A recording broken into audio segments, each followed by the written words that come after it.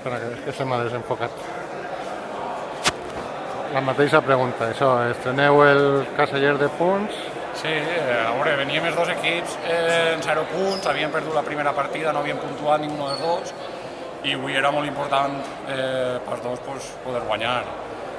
Al final, la partida s'ha donat així, se n'ha anat, en el marcador ja hem pogut guanyar molt fàcil, però aquestes partides crec que no deuen confiar-se fins a l'última hora i jugar com havien jugat a tope fins a arribar a 60.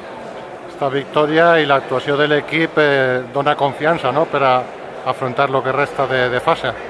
Sí, jo crec que l'altre dia no vam acabar de compenetrar-se bé, ningú dels tres va fer el bon paper que podem arribar a fer, i avui hem jugat més algú des de primera hora i també s'ha notat.